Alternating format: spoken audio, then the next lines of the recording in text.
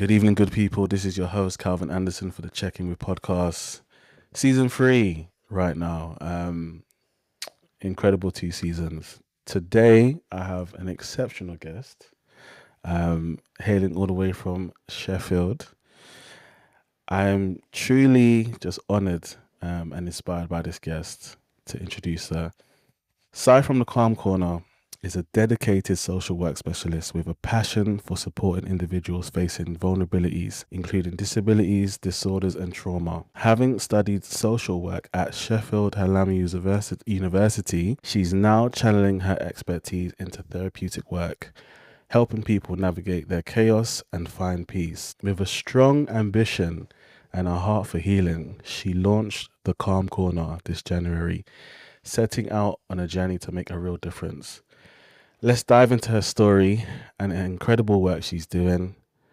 Ladies and gentlemen, give a warm welcome to Sierra. Sierra, how are you? I'm good. So I gave like a brief intro to you. Tell the listeners a bit more about yourself. Well, you put me on the spot.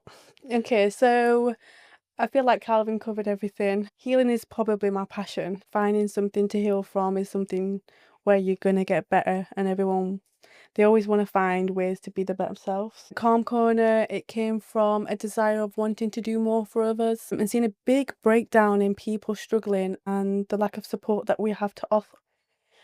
The convenience of the Calm Corner, we do a little bit of everything. And we work with disabilities, we work with disorders, work with people that just are struggling with life, but we do specialise in trauma as well. Amazing. Hence why we want to do trauma bonds. Yes. So we had a brief conversation beforehand, and the topic you want to discuss is trauma bonding. For the listener side, give us like a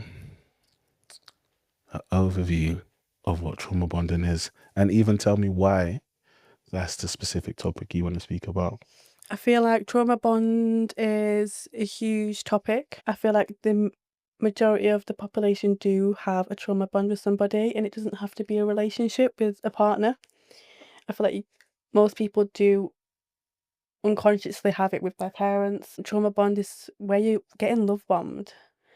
You're going through a toxic cycle with somebody, but there's a lot of love in there, and it goes through cycles where it's high, it's low, and you are so bonded to that person because you're waiting for them highs, even if you're at the low. Why I think I want to do trauma bond and I want to speak so passionately about it is because I feel like the experience I've had with it, the people I've seen go through it, and the level of support that I felt like I could have given but I didn't give, and the knowledge and experience I've picked up from experiencing it myself. Yeah. Yeah. And I found it a lot, obviously, with parents as well. With your own parents, or you're just talking about from an observational standpoint? My own parents, yeah. Now we're getting deep, guys. Yeah, it's very deep. If you don't mind me asking, just in terms of, I'll probably ask you from a observational standpoint, because you said there were people in your life where you felt you could have given more, you could have, I don't know, stepped in at a certain point. Yeah. What did you notice, or should I say your awareness now compared to then? What do you feel you could have gave at that time? Help them understand a little bit about self-sabotage. When you notice it, it's at that point. And the isolation is a big factor in trauma bonding because you try and be what they need you to be. And at that point, I feel like they're doing it to themselves. But a matter of fact, they don't know what they're doing and they don't know why they're doing it. So it gets to a point you feel like, is it my say-so? But it is. And I could have done more and I should have done more. But sometimes it comes with experience and knowledge to do more. That's what I'd have done at that point. And not to go too deep into your own experience personally, unless you want to, but you don't have to. What would you have done differently? You know, there's a thing where they say you're underwater and you've been drowned and you can't breathe, and to the last breath, they lift your head up for a moment to gather water. out of your mouth and you get that air. At that point, I feel like I should have kept breathing. People should keep breathing instead of going back under and allowing them to keep suffocating you. Yeah. So that's sometimes what people should do differently. A lot of people ask and they say, well, it's so hard to move on from it. I'm bonded to this person. I don't know what I'm doing. I don't know where I'm going. I'm used and I'm comfortable. But the easiest way to put it to someone is just do something easier. Yeah. Stop going back. You don't have to move on, but you should stop at least going back. And it's the same with the water theory. Stop being drowned by the same thing, because it most likely isn't the person that's drowning you, it's what they are doing that's drowning you. And people love people, and love's everywhere, it's unconditional, but what they fail to understand is they start to hate that person, but they don't hate that person, they hate what that person chooses to do. And that's not that person, that's just a phase, that's just them going through a particular time, which doesn't make everyone bad. Yeah. So that's what people need to understand, is doing something differently is stop going back, and when you're breathing at a moment, keep breathing. Keep breathing. I love that. Thank you for sharing. I could feel that in my stomach as you was expressing. You spoke about it from a parental perspective. Yeah. Take me into that again. I don't want you to go into personal unless you want to, but give me from a parental perspective, just for the listeners to hear, in terms of that trauma bond and how that can affect you, whether it be from a cultural aspect, whether it be from faith-based, or however it goes. Give me like that particular thing. I feel like with parents, it's very different to partners when you feel a trauma bond.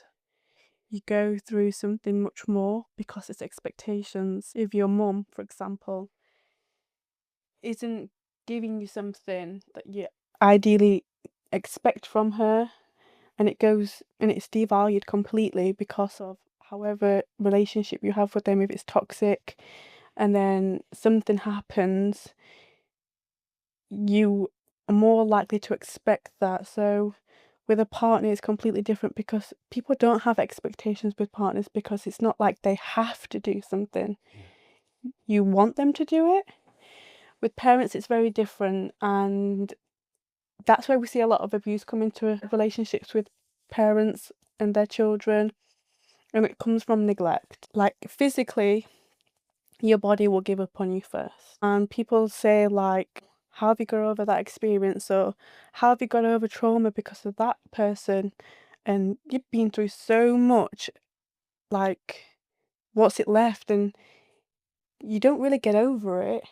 That's why there's a thing called scars. We live through it and we remember it because we have scars in places. With parents, we take a lot of discouragement because we love them unconditionally. Yeah. We have that cycle of the highs and lows because that's just what familyhood is. We will always stick by a family, the ups and the downs.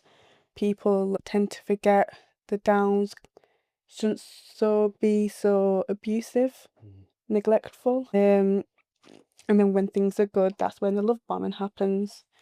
With parents, I think as well, with the daughter-mother kind of aspect and the father-son kind of aspect, rather than the mother-son and the father-daughter, you'd see more with the mother and daughter and father and son. And I feel like it's regarding a lot of the ego and pride that they have with themselves, with the genders. So when you get partners that are different genders, female and male, that's where it's a huge clash, and it kind of gets you buried in it more. Yeah. So yeah, Some deep. That's I got Calvin thinking. definitely. You've given experiences. You've given about the different types of trauma bonding. Give us like the layers in terms of, you said love bombing. You said abuse. Give us like the, I guess, So Gotcha. first it will start with love bombing in any type of relationship you're with. If you're in a love relationship, a parental relationship, a friendship, friendships can love bomb too. And you could become such a victim to feeling like you need to be that friend for that person. Why do you think people do that? Because people are lonely. People are always alone, but they actually feel lonely. They need some direction in life. People aren't actually okay being alone.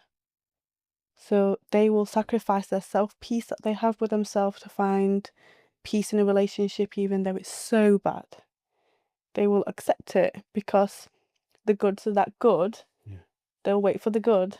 Even that person might be so negative towards them, so toxic, they will keep going back and accepting that friendship because they'd rather be in a friendship than be alone.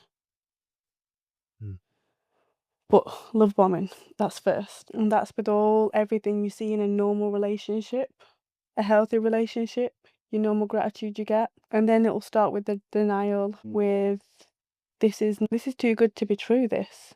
This is something that, you know, they kind of feel like it's knocked them off their feet. How have I got this? Then the person withdraws, that is questioning themselves with that. But then the perpetrator will not like that they question that. They'll tell them they're wrong, and that's when the abuse and neglect comes in, because people want what they can't have.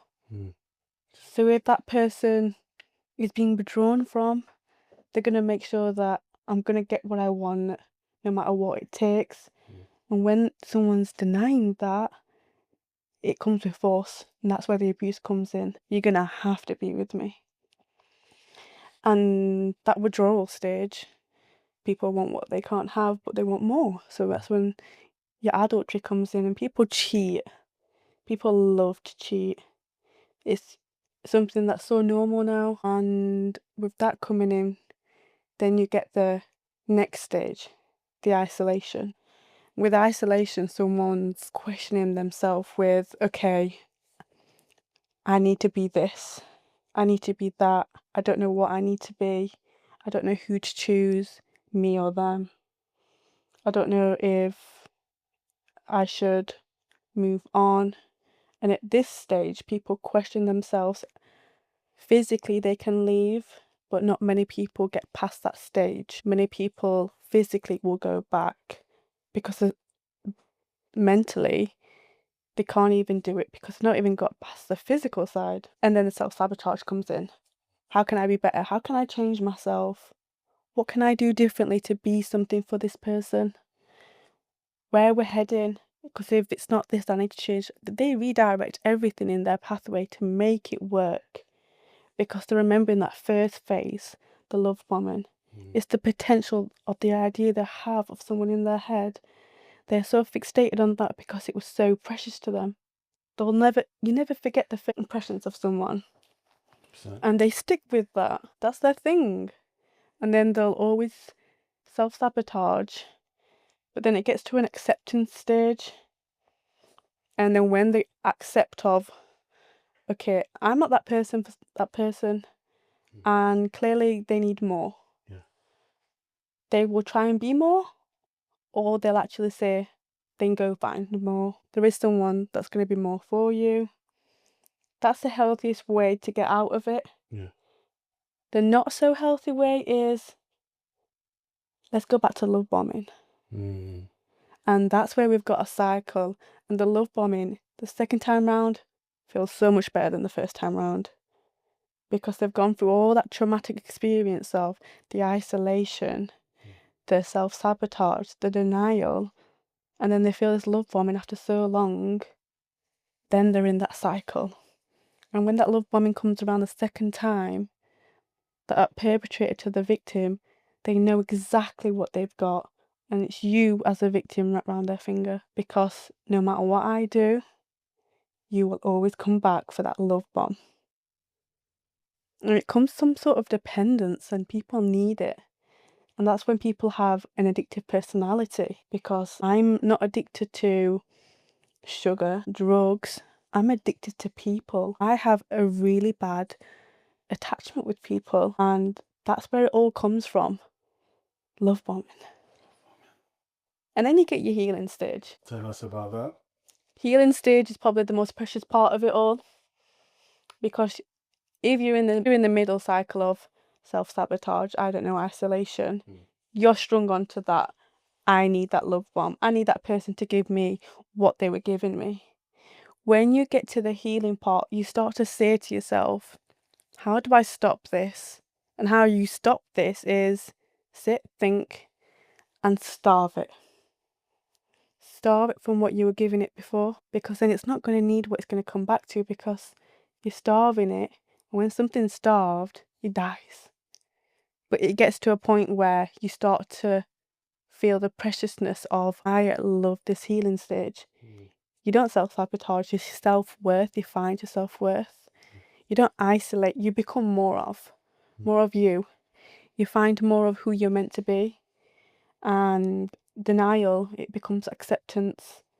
And the healing stage, not many people get to it, and they'll be in this cycle of love bombing for many years. And they, knowing that cycle, they will actually love bomb someone else. And it will become a third triangle cycle with so many people. And that's where the toxic behavior comes in. Yeah. And that's where we get in a predicament of, okay, this is not a trauma bond, this is abuse. This is a toxic relationship. This is something much more of a trauma bond. Trauma bond usually comes in twos. Does anyone know that they're trauma bonding? No. This is the scary part. So trauma bond, if I'm getting trauma bonded from somebody, I don't recognize it. Do you recognize it now? Because you obviously know a lot more about it. Of course. But if that person's trauma bonding me, they don't recognize they're doing it. They don't understand that this is something that's called a trauma bond, and I'm sending this person through this cycle. I'm making them go insane. I'm giving them highs and lows. Matter of fact, that person's just probably confused on what they want. That's true. Matter of fact, that person just probably doesn't see a relationship but hasn't got healthy communication with that person.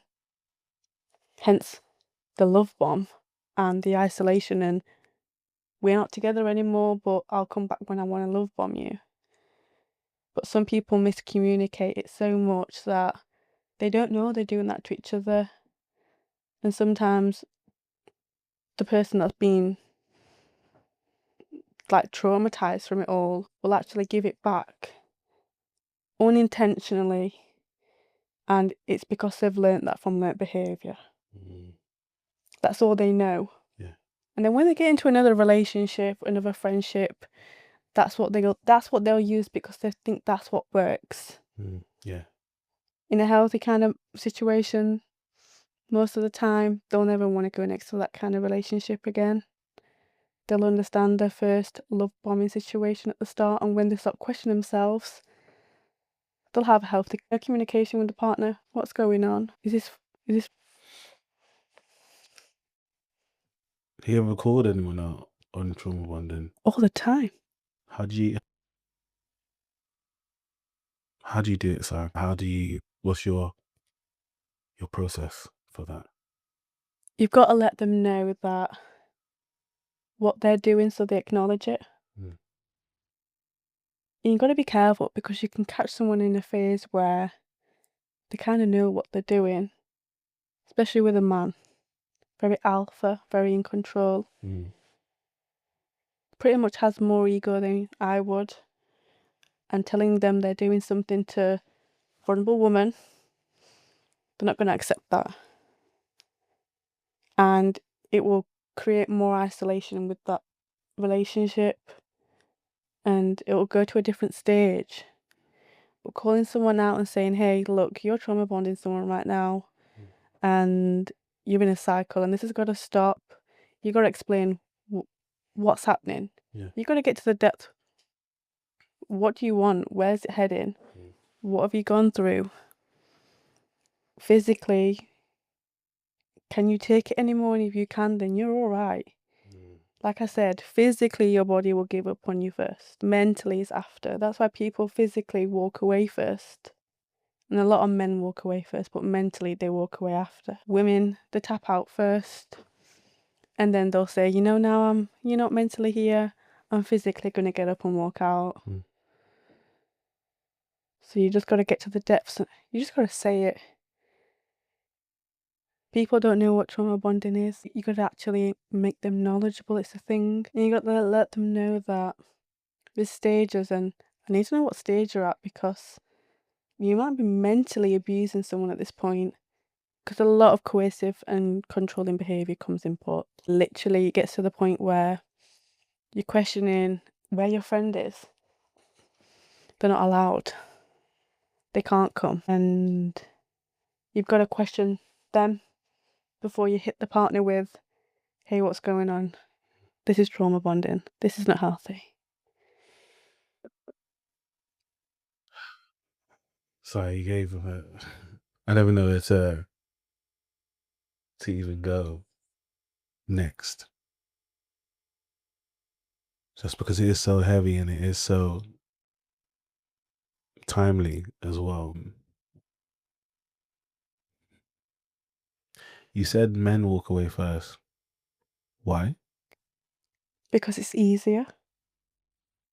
Men are more logic, women are more emotional. So then when men walk away first, it becomes easy because it's logic, I can do this. Until they get to a stage where, whoa, I'm human too, I have feelings. I'm going to feel this. And with acceptance over time, because time makes the heart grow fonder, we all know this. Definitely does. Then mentally, they are more rational and they understand they shouldn't have walked away most times. They should have done something different. Hence why men come back first. Then mentally, they either tap out and say, mentally I'm struck out, I'm done. Or mentally, I understand what I did wrong, I need to go back. Why did I physically go? Women, have you ever heard of, I will stay with him until I hate him? Yeah.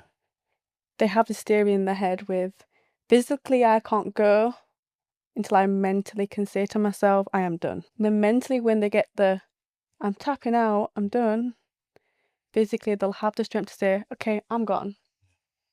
That's why women move on so much more further on in life than men. Yeah. And that's why men come back. Because men are more of the time not the victim. And men are more rational than women. But they think they are getting somewhere with it. But logically, if you give them a few months after love bombing someone in that relationship, they will be more emotional. And the woman will be more logic because she's learned and she's been emotional. Yeah. Now it's time to her to step into her logic side. Right. Now the man is saying to himself, okay, this is hurting my ego. Ouch. This is something that's not going my way. Logically, I've walked away. And then they'll tap in with their feelings and become more emotional.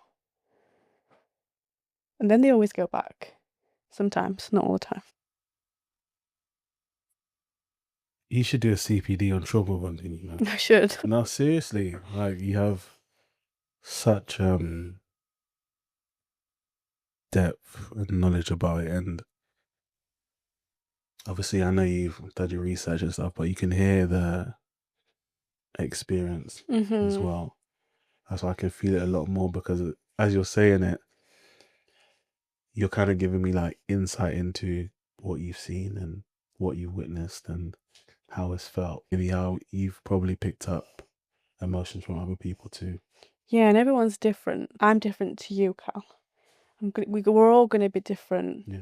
We're all going to feel it different as well. Yeah. And we're all going to see it different. And like I said, when you're in this trauma bond, you're never going to understand it and you're never going to know you're being trauma bonded. But if I can see it from an outside perspective, from the bigger picture, you can see it.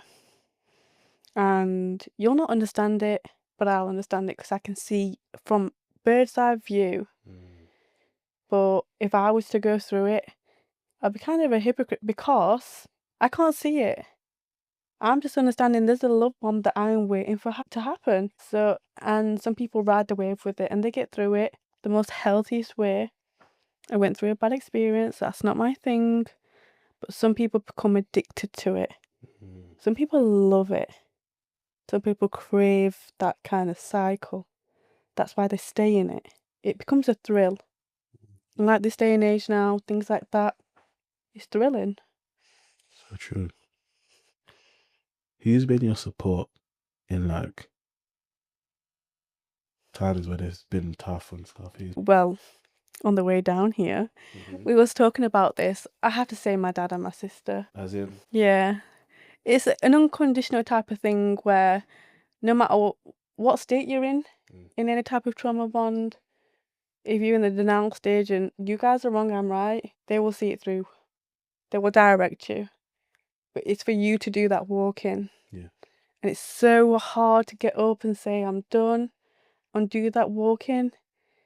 But the guidance of it is, the support at the end of the tunnel is whoever's dragged you through it. And my dad's always taught me something. He always says, whoever's with you when you're at the lowest of low, look up. And when you look up, then people around you, they've got to be the people there when you're up. Wow.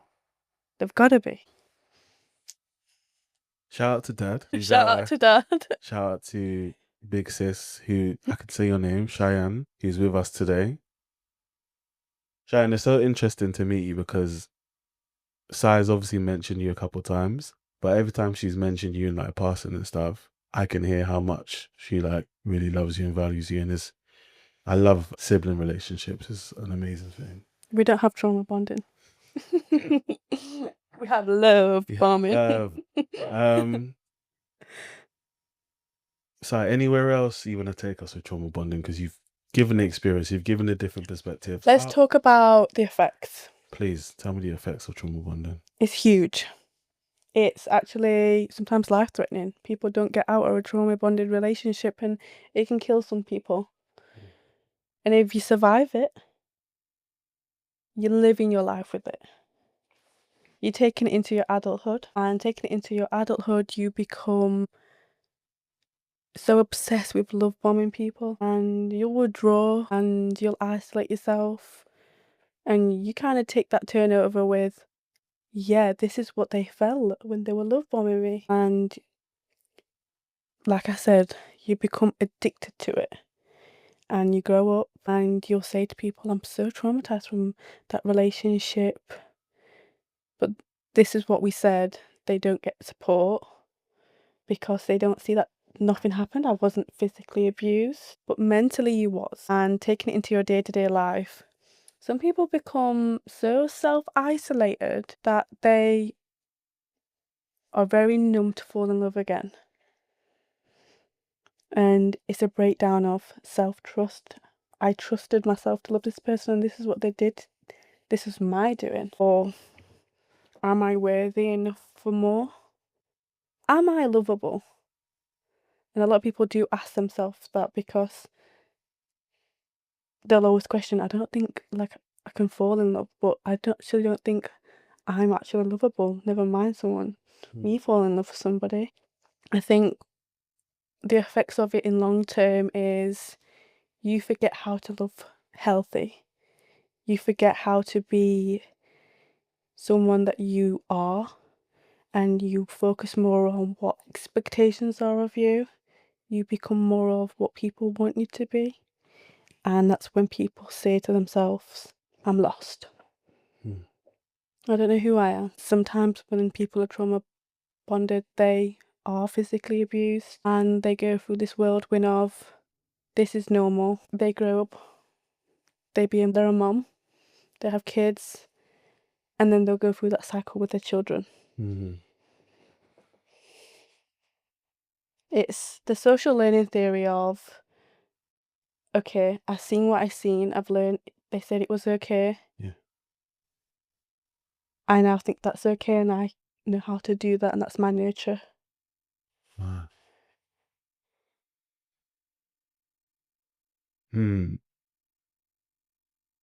It's so Speechless. you know what it is?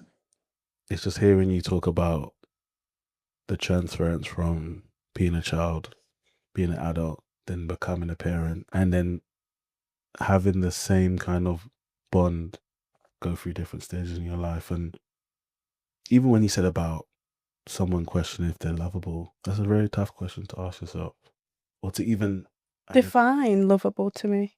define it. Yeah, what is lovable? I mean, how can you really define it? Because you're going to go from Exactly. different things. You're going to say, oh, I'm lovable in this way, or Yeah. yeah. So channeling someone to say, am I lovable, is a stupid question. Why did they go into that though? Because they was loving that person with everything they had from head to toe, and it wasn't enough. So they said, well, maybe they're not blind. They can clearly see what I'm doing. Yeah. Am I lovable? And the answer is to it is yeah. But that's not your person. Yeah. Or that person just needs a little bit of support and they don't know what the hell they want. But taking a step back from it is, that's not your person. And you are lovable, but that person's not got the goggles for it. Someone else has. More of the time, that person will find goggles and put them on and be like, they were lovable. Because I can't find that type of thing that we had with A, B, Z, Y. I want that one. And they'll find the goggles, and that's when they'll understand of when men are logic and they leave and get emotional and they come back. They have goggles on at that point. Right. And it's, oh, I can see that you are pretty much lovable. You spoke about logic and men. What if you're dealing with someone who is emotionally intelligent? He won't trauma bond you. Emotional intelligent man that's emotional available for you, for a female, he's intertwined with your feelings more than you are. He uses a prevent mechanism of, that's not going to get to that stage. And that love bombing comes with reassurance. And when you're in denial, comes with reassurance. And when you're isolated, he's there with you. And when you're in the self-sabotaging stage, he'll help you understand on what you're questioning yourself on. And when you're in acceptance, it's where that's my person. Because a guy that's emotionally available to a woman, he's going to be so intertwined with the woman's feelings. He's going to understand so much more about himself, because it's our nature to teach you guys. When we're teaching them, hey, this is how I feel, guys don't like to feel. So when he understands, okay, that's how she feels, what do I feel? And personally, emotional available guy would be a much happier guy. Yeah. Because happy wife, happy life. That's what they say, right? That's what they say. Okay. But let's talk about a logical woman. Please talk about a logical woman. A logical woman, she's always going to have them emotions there, but they're going to be really hard emotions.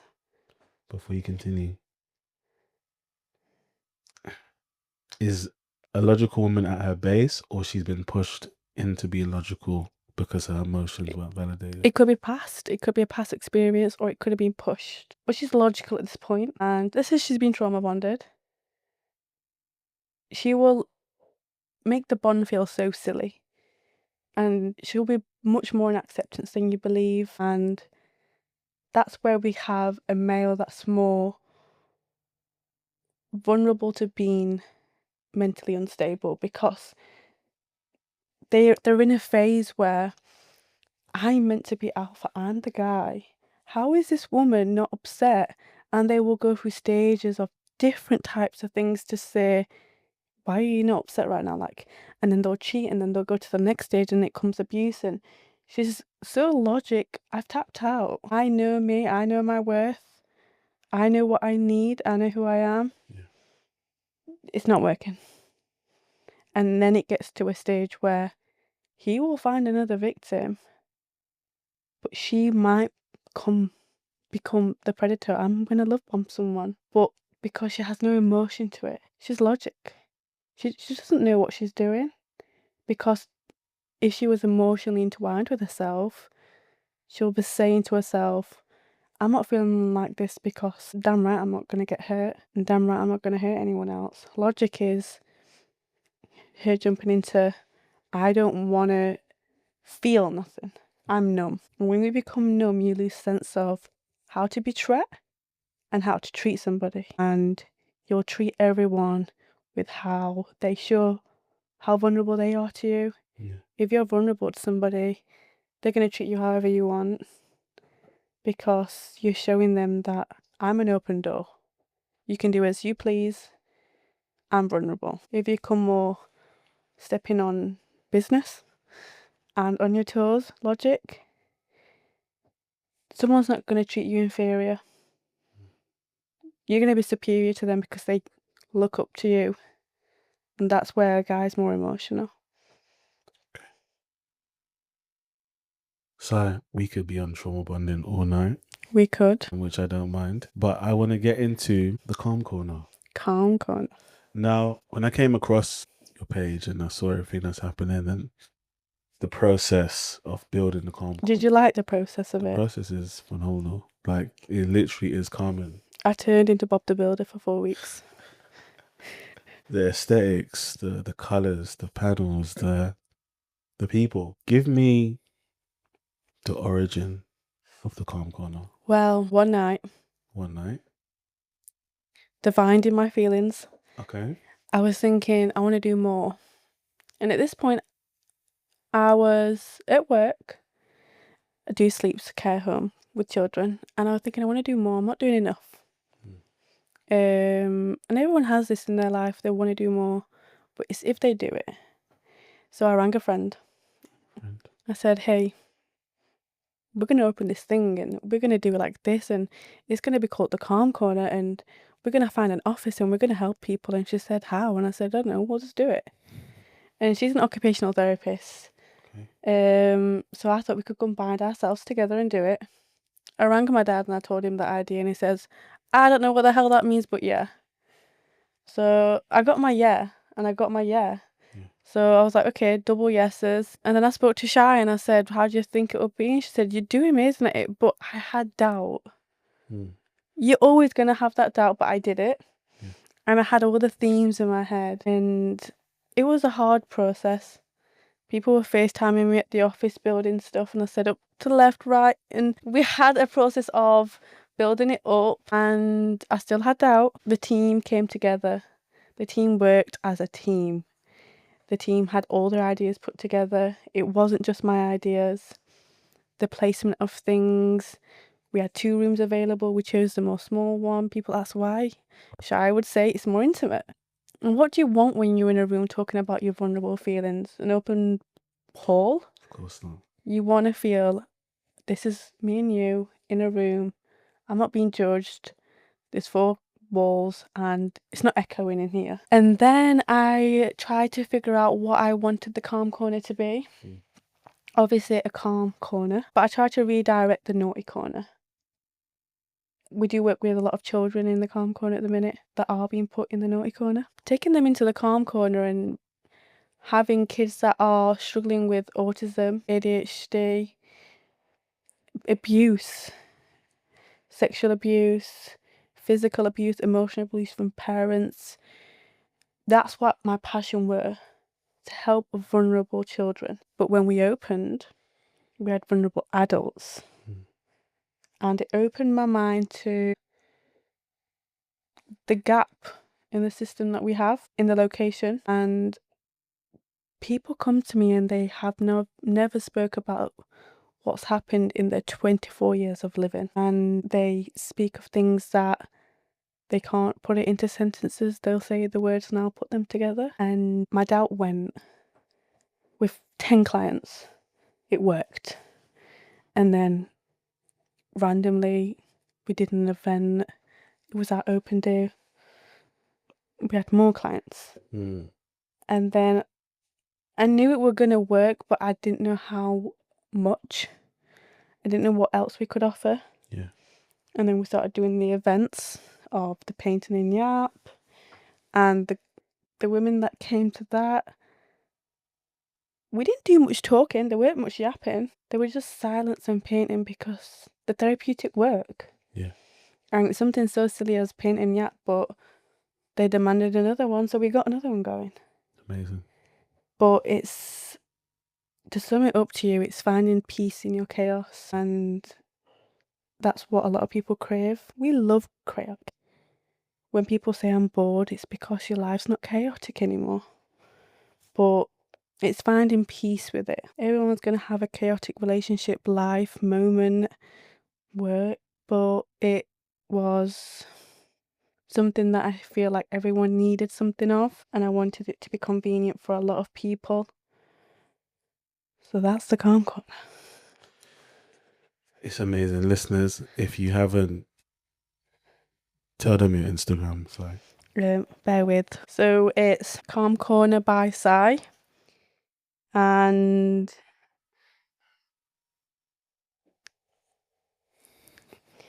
we have 201 followers. Now, to me, that's amazing. To you, it might not be so. But however, the interaction we get, phenomenal.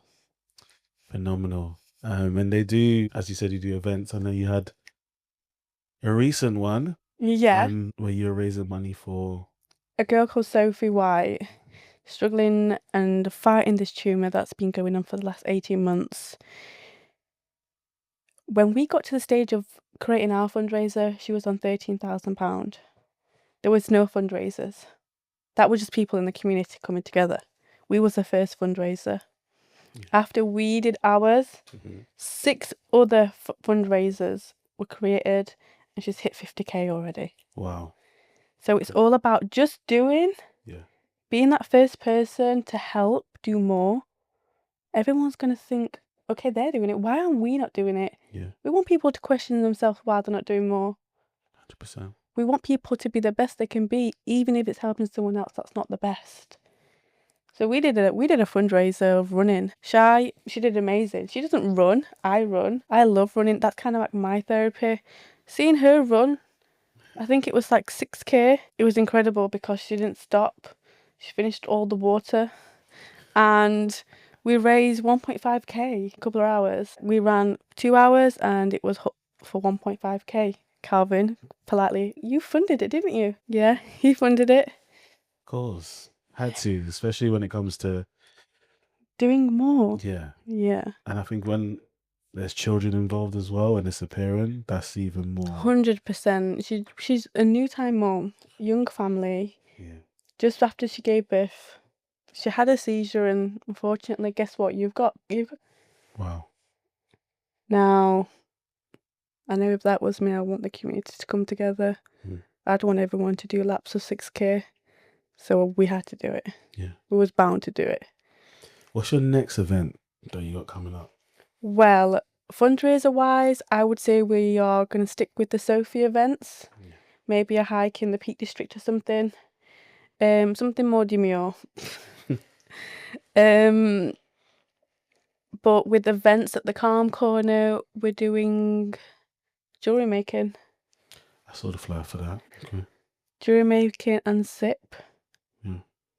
Cup of teas, guys. But it's a therapeutic side of it. It's challenging yourself to look at something, get complex with something, make something, and get that positive dopamine of looking like, oh, I've just made that. Yeah.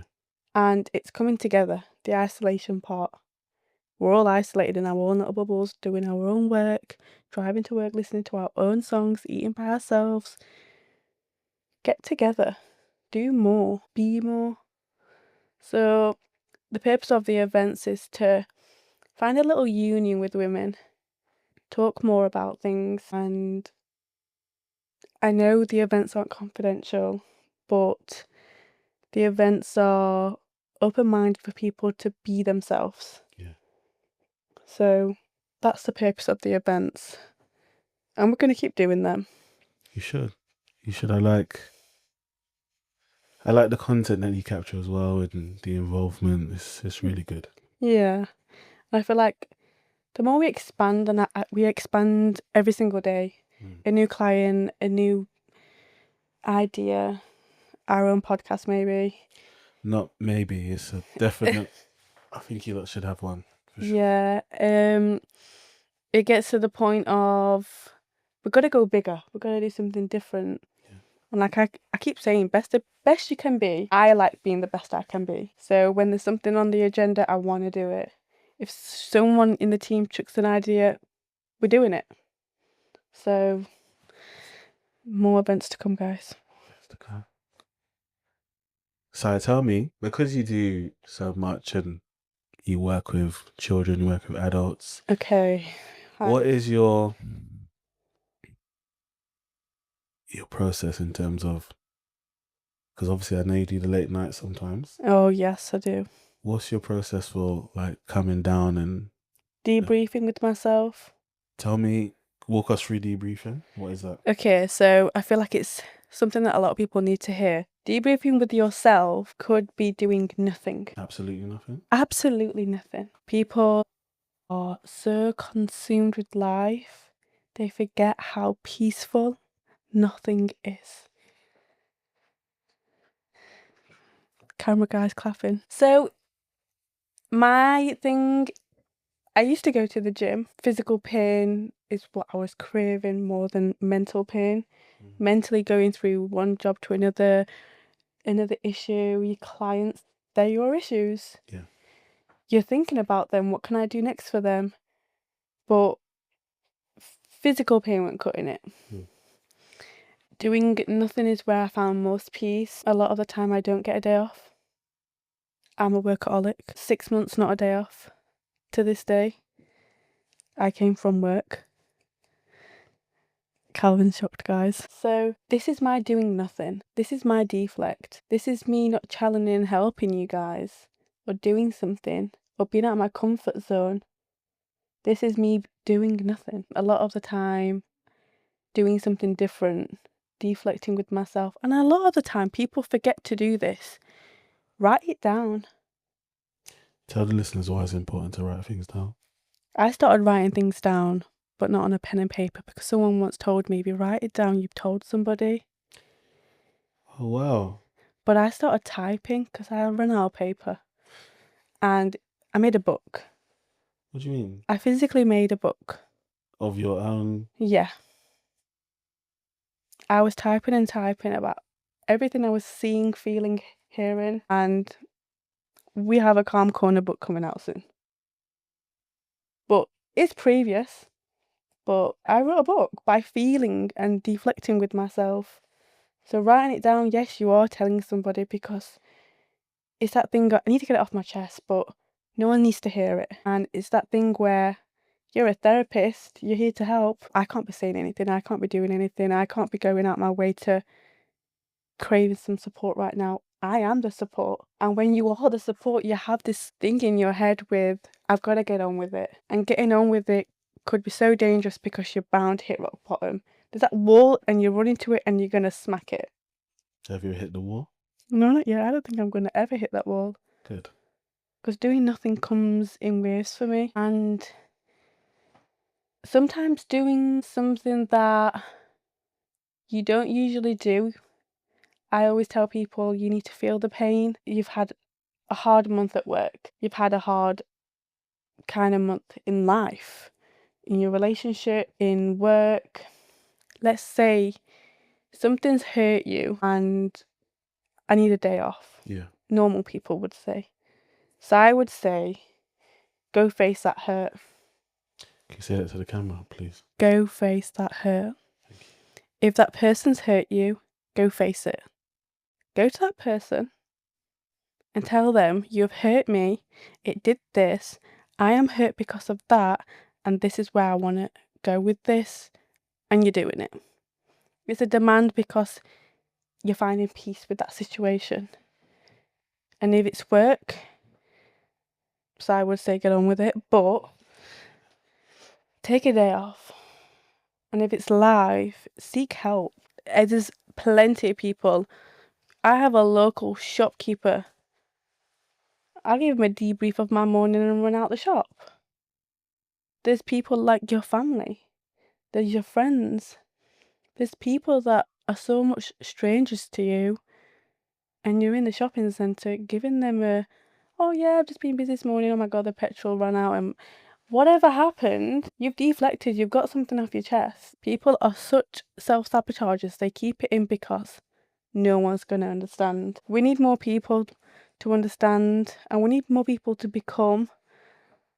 I didn't have to explain, but they understood. And when people start to understand people with body language, eye contact, it will make people much more comfortable, because expressing something with words makes you vulnerable. In our eyes, it makes you very much powerful. So for the listeners, tell them how old you are, please. 23. Okay. Now, did you just finish or graduate when? 2 years ago. 2 years ago. And what did you do in terms of, because obviously I'm sitting here and I'm listening to you, and again, like, your knowledge is very concrete. Experience. Definitely experienced. Like, what did you do to I fell in love with the work? with people. Okay, give me more on that. I fell in love with things that are a cliche to people. I fell in love with the first thing I did after I left uni was work with children with disabilities. So hard, so challenging, and I lasted 4 years in there, and I've only just left that job. And it was hard to leave because I had a little boy that I did every day. It come with a lot of empathy, because you have so much more. Some people are non-verbal. Some people can't even express how they feel, and they don't even understand how they feel. It's true. That's where we get the triggers. I dived into a lot of learning. I wanted knowledge. I wanted to do every single training course that came to me. I was with an agency and I asked them, like, can I do more training? Can I do more training? And they said, "Side, there is no more training." And then I started working at this care home, and I expanded in knowledge then. And I started to help people with care homes with just your normal policies, procedures, but you meet new people. And meeting new people brings knowledge. It's not what you know. So you know. Oh, sorry. I feel like Still 23, guys. No, it's the reason why I asked you to say that is because if you're this age now and you have like this great depth, I'm only imagining when you hit like 25, 30, what you'll be like. You know what I'm going to say? Please. I will not stop until I'm the best I can possibly be. When will you know that? That's a good question. I haven't got an answer for that. No, that's cool. I don't think you'll ever know, because there's always room for improvement. Do you think titles? No. Cool. Cool. I won't continue that question because you said no. No, it doesn't matter what kind of status you have, what title, what they call you. Doesn't matter. Would you ever become Dr. Sierra? If I could be beneficial with doing so, yeah. But I'm so confused with where I want to direct, where I'm going. There's so many things I can do. What do you want to do? What's the approach? I want to have more of something. So if it's more of the calm corner, if it's more of children's homes, if it's more of, I don't know, I want to have more of something. Yeah. But that doesn't mean I go higher and I do less. I want to do more. But I don't know where to go. I'm going with the flow right now, doing nothing, and I'm riding the wave. I'm going. Which is, I really commend you on that, because there's a lot of people who can start something, embark on something, and then get stuck and just stop. Think them type of people, they don't see the outcome being reality. Do you need to see the outcome before you embark on something? You just need to believe. You just need to believe that you can do it. Never mind nobody else. Yeah. Doesn't matter what people say. I posted something the other day. If it makes sense to you, don't let no one talk you out of it. That's very true. The calm corner made sense to me. That doubt was people talking to me. I got my 3 yes. I got 1,000 no's. Yeah. But nobody could talk me out of it because it made sense to me. Talk to me on the toxic mental state you can have after you've experienced trauma coming into your adult life.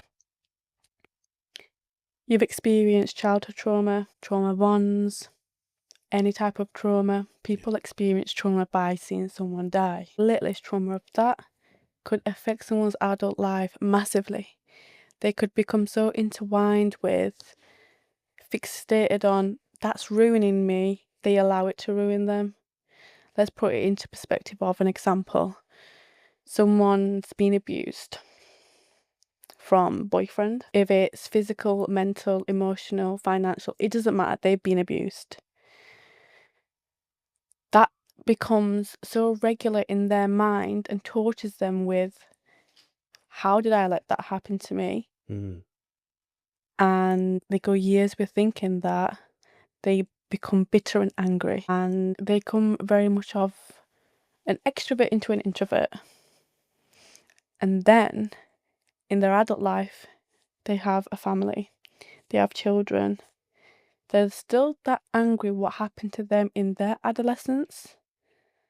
They'll make sure that either one of two things, that will never happen to my children, or that happened to me is happening to my children. Yeah. And that has a role and effect with another offspring. And you are feeding from trauma to trauma. And I see in a lot of clients that they go through trauma in so many different aspects. They hate the world. They hate who they become.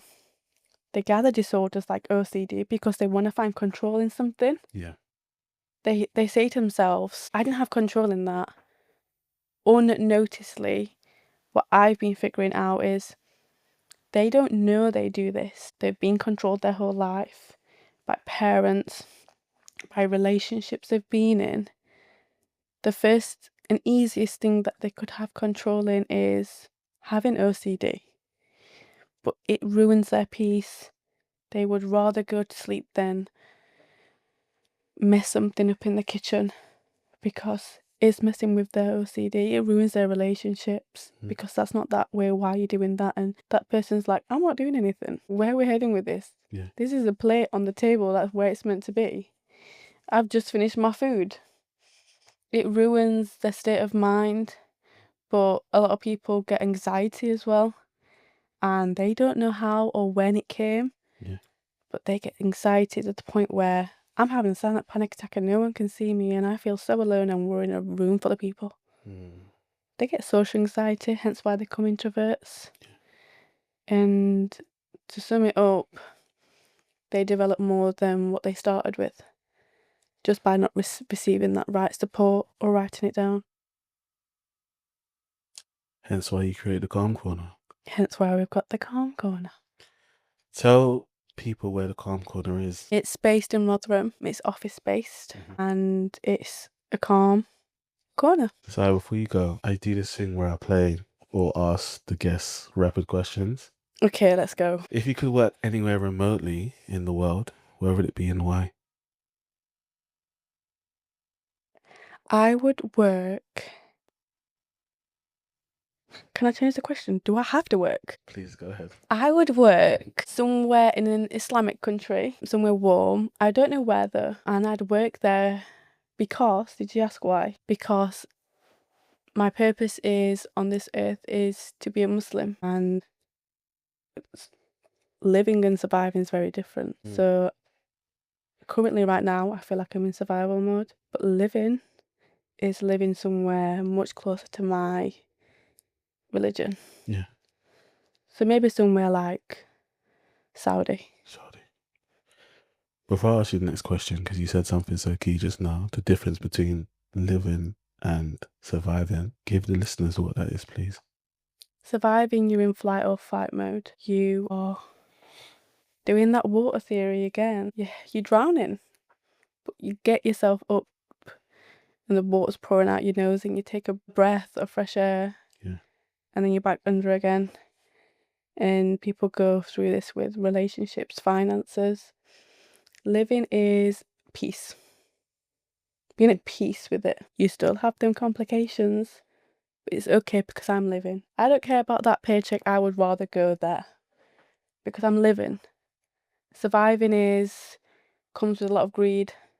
It comes with a lot of not doing more for others, but living becomes, I'm free now, I'm at peace, and people are filling my cup and I'm filling theirs, so I'm doing more. So do you have a favourite quote? Okay, a favourite quote is, it's not about who does it first, it's who does it better. Why that one specifically?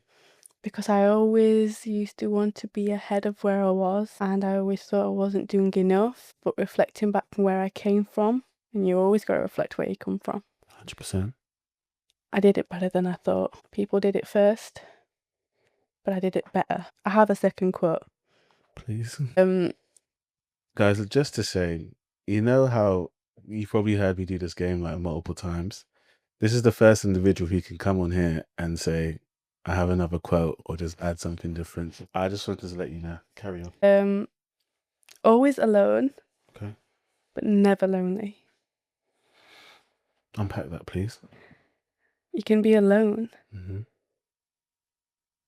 but you are enough to be alone with. I could be in a room full of people, but feel lonely. Yeah. So always alone, but I'm never lonely. I used to ask someone, are you okay? Yeah, I'm always alone, but I'm never lonely. So it's my favourite quote. And my dad told me about it's not about who does it first, because that person is doing that, Dad, and he said it's who does it better. So I always kind of worked hard to be better. And I think that's where my more comes from. In life, everyone's got a why. And I'm going to ask you, Cal, what's your why? What's my why? Why? As in, why do I do what I do? Why anything? Why anything? Ultimately, to provide a space for people to reach their potential. I'm a huge advocate for people in potential. I think we're all put on earth for a purpose, reason. So if I can in some way push that, I always do that. Even if it's a moment or if we're in each other's lives for a certain amount of time, I'll make sure that I encourage and uplift. That's a good why. Thank you. Very good why. Some people have whys and it's people. Yeah. My why I would say my why is my dad. As I've come to see the common thread throughout the pod, so yeah. I've got to make him proud. Full stop. You'll definitely Yeah. Just yeah, guys. Just yeah. So what's your favourite season? I don't know if I'm allowed to say it. What? It's Queen of South, and it's a woman. And viewers, if you know, you know. You're talking about And she come from nothing, and she become everything. Guys. What do you mean season? So is everyone laughing at me for a stupid reason? Season. Weather. Yeah, weather. Obviously, summer. Okay. I thought you meant film season. Do you know what I'm gonna do? Can we cut that out? No, we can put that in. Let me ask you the next question. What's your favorite TV show? Queen of South.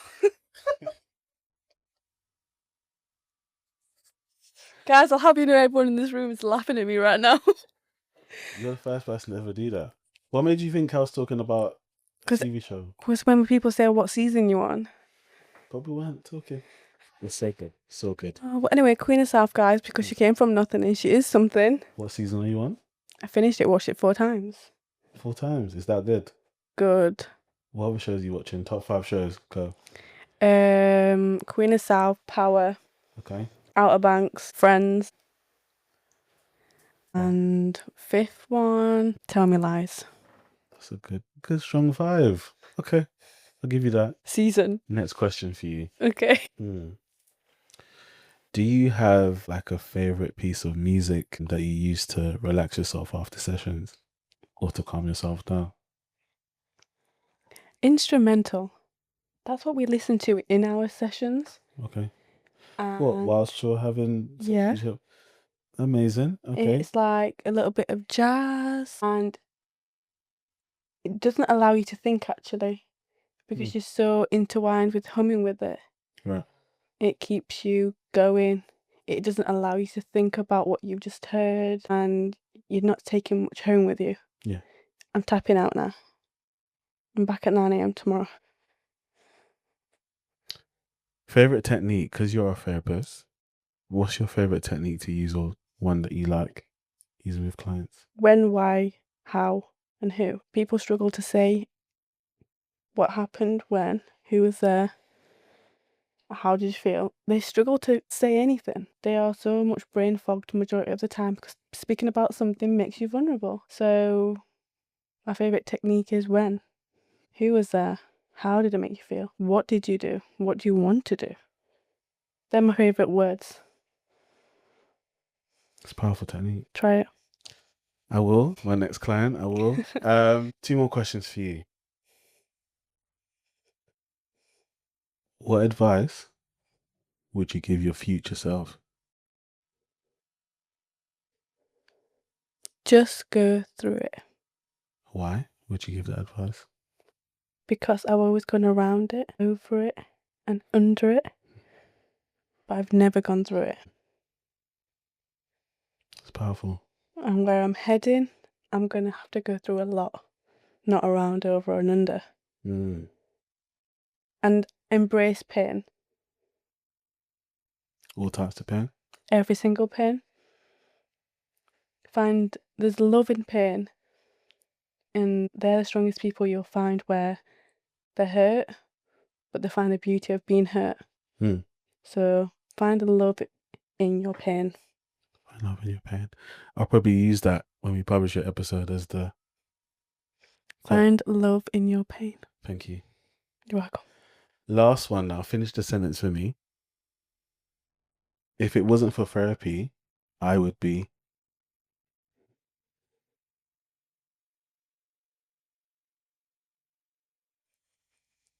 Inferior. Can you unpack that for me or no? I wouldn't have a lot to give. I'd be this. Giving therapy makes you much more superior because you have a lot more of you.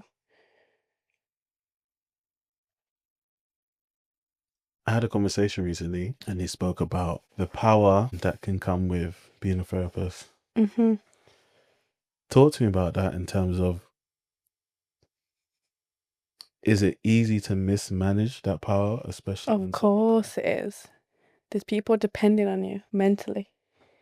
They are losing control. They are going insane. They need direction. They are choosing you to, hey, pick me up. Tell me what I've got to do. Because I know, but I don't know how to do it in this moment of time. I'm losing my mind. You become a little guardian, a little safe space for someone, and you've got to do it right. And unpacking a lot of history, it makes that person vulnerable and naive to pain. You need to help them understand that, to help them get through it and be better. So you've got to do things in a way that helps the client understand they are stronger than what they are coming into. So yeah, you become dependent. People need you, and you've got to choose where they head, because they're asking you to say, tell me where I'm going. What do I do? Why don't I feel this? And you're telling them why. You're their why.